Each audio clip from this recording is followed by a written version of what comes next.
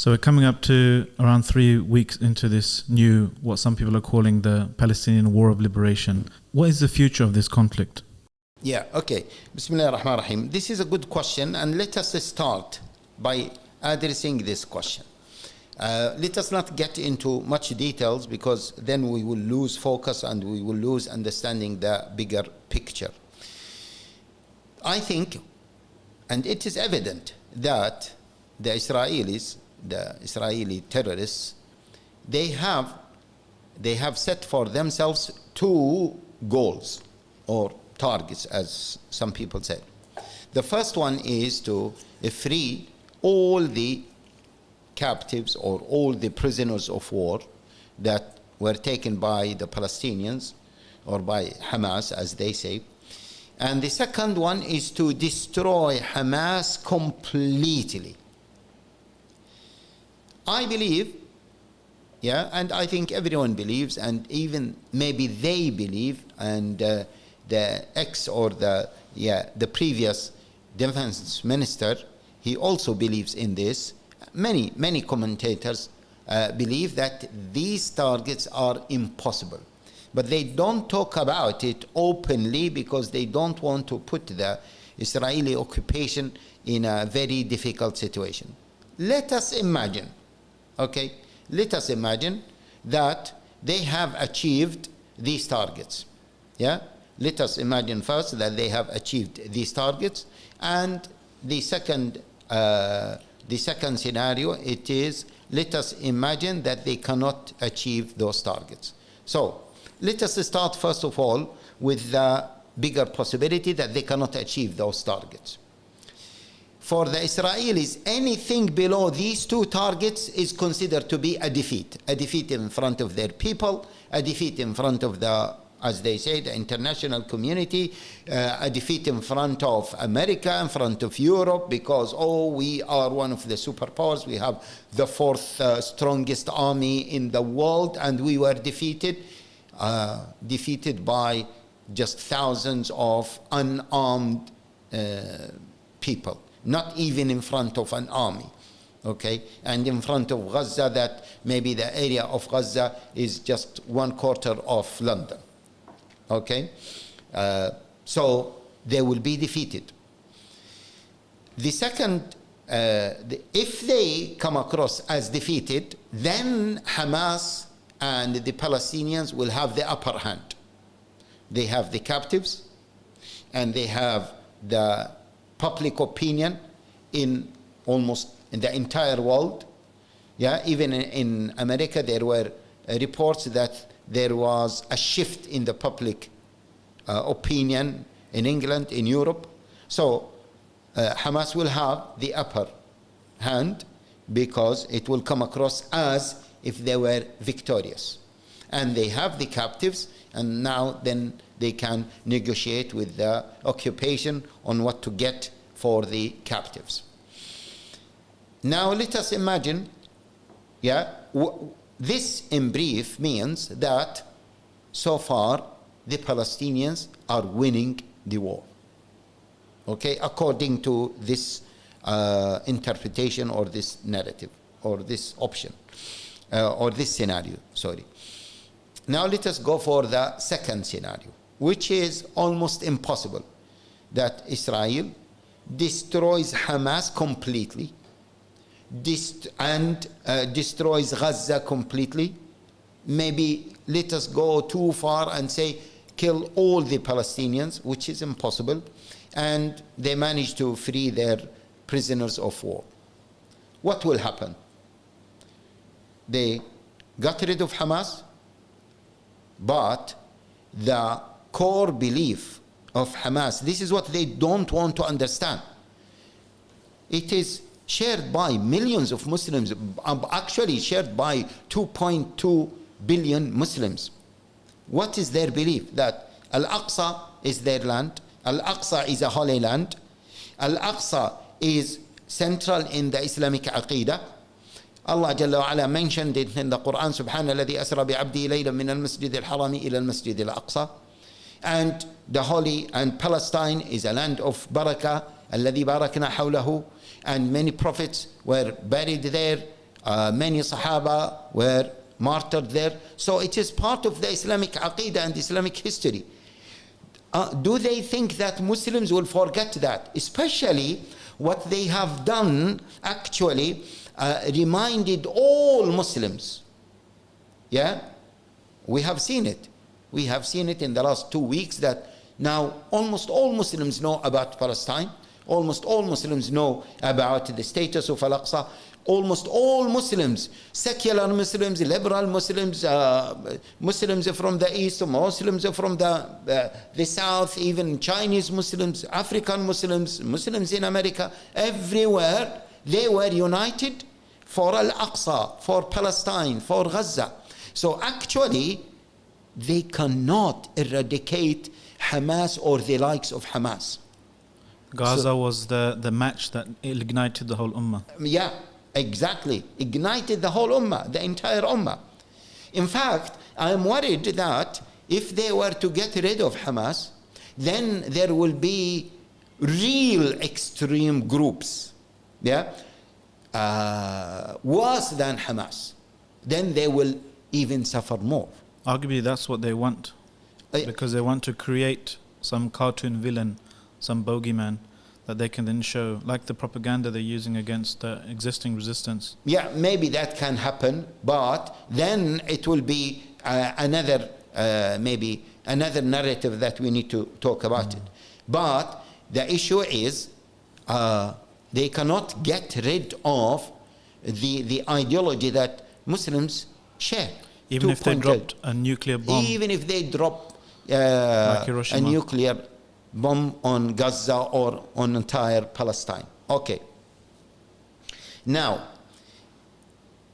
if they achieve these goals, will they achieve security? No. Because they will be surrounded by, and they know that, by 2.2 billion Muslims who are making dua, the supplication to Allah day and night to see them destroyed. So they will continue living in fear. They will never have peace. They will never have security. So what are they going to achieve? So this means, that's why I conclude that actually the more time goes and the Palestinians, this is the key thing, the Palestinians do not surrender, they are victorious. You know, in some wars, don't fight someone who doesn't have anything to lose. And they are fighting the Palestinians after they cornered them, so they don't have anything to lose. So the Palestinians will continue fighting until all of them die. Now, if you fight a person, or if you fight a country or whatever, a group like this, definitely you are going to lose. And by the way, we all know, the Art of War by Sun Tzu. He mentioned something like this, okay? That when you don't leave a space for your enemy, then your enemy will just go mad and will destroy you and destroy himself. And actually, this is another point. If we look at the losses the Israeli terrorists are suffering from, now more public opinion is going against Netanyahu and the defense minister. Reports are confirming between 120,000 and up to 300,000 of their people have been living as refugees now, displaced, okay, from surrounding Gaza and south of Lebanon. The illegal settlements that they were in. Also, they said that the economy is down because there is no schools, no businesses. Big businesses are shutting down, even airports, okay. Most of them are not operating as they used to be now. I read that the credit rating of the Israeli entity, the entity, is about to be downgraded as well. In fact, their shekel, their currency, is now 30 to 35% less than before. Okay, so the point is they are suffering. How long are they able to manage?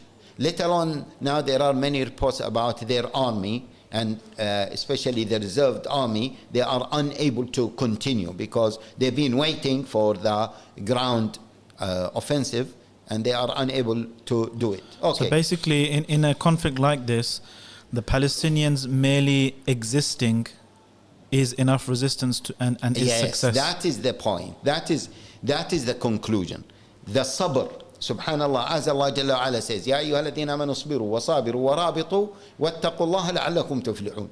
And as they used to say, innama sabru, innama nasru sabru sa'a. Just by continuing, resisting without surrendering, at the end you will win. Okay, in situations like this, as you said. Okay, now let us imagine that they wiped. Let us imagine the worst scenario.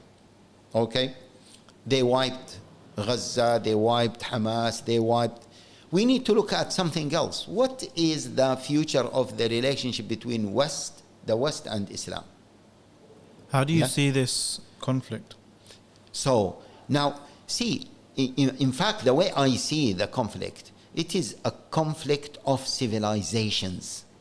It is not a conflict between the Palestinians and the Israelis. The Israelis were supported by the entire world. Biden went, and his foreign minister went, and whoever went, and they sent the two biggest aircrafts. And then after that, Macron went, Rishi Sunak went, and many other countries sent their delegates and showed their support.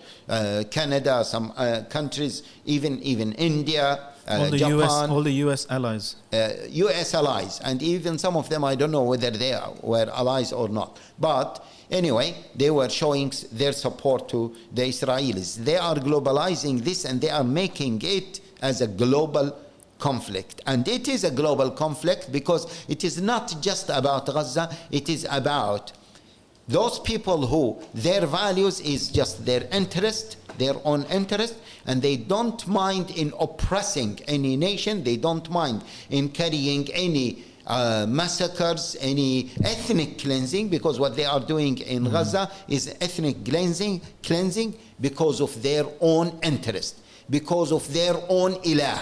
أرأيت من اتخذ إلهه هواه. But for Muslims, their ilah is Allah Jalla wa Ala. They have a set of values. Those values are divine values. So actually, the conflict is between those who believe in divine values and those who believe in human values. And of course, here we are not talking about the human rights, because all of these values have fell down. But the human values, their values that they have fabricated, their interest, their own interest, okay, with their mainly economy, etc. So there is a conflict here between civilizations. Who is going to win? Definitely, without a shadow of a doubt, the civilization that is based on morality, because it suits the nature of the human beings. We don't have time to discuss that in total, in details. It suits the fitrah, so this civilization will win. Let alone, I'm talking about it from a pure rational perspective, let alone that Allah Jalla wa Ala confirmed to us, and He took upon Himself to preserve this deen until the day of resurrection. Inna nahnu nazzalna dhikra wa inna lahu lahafidhun. I want also to say that they need now, just this point, they need now to think about the future of the West and the West-Islam relationship, because it has been damaged completely. This also leads to another important damage or damages that took place. Now, in Muslim countries, Muslims now saw who are their real enemies, and they will view the West as their enemies now. They will view their leaders, the Muslim political leaders, as part of the enemies, because they were silent, watching this butcher, this ethnic cleansing taking place, and they didn't do except just talking. Maybe the best of them, has talked. So I don't think the world after 7th of October will be the same as the world before 7th of October. This is a great opportunity for Islam and Muslims and dua to fill the vacuum, because no ideology will be accepted by Muslims except the Islamic ideology. They will abandon secularism, liberalism, all the ism. They have seen that all these ideologies fell down, and the only ideology that is winning and that is true and that can answer their questions and that can stand in front of oppression is the Islamic ideology, and that in of itself will be a victory for the Muslim Ummah. So even if Israel wins the battle, I think, they have lost the war, and the Muslim Ummah will flourish even more and more after this. Even non-Muslims have been, I've seen on social media, so impressed by the calmness and the values of the Palestinians. Oh yeah, subhanallah. That they've actually looked into the Qur'an and people are becoming Muslim now. Yeah, subhanallah. So many reports. Today one brother sent me a YouTuber, a young YouTuber, and he said, look, they sent me an award of 50,000 or a sponsorship of $50,000. Yeah, the Israeli terrorists and whoever is supporting them in America, just to what? To change the narrative in favor of the Israeli terrorists. And he said, I am not going to do that. So now many people are waking up to know who are the true terrorists, and then that will motivate them to look at Islam, to read about Islam, and to see why the Palestinians are so strong, so resilient, and they are accepting whatever is happening to them. So this is just a quick overview of how I see the conflict now. Jazakallah khair, Shaykh.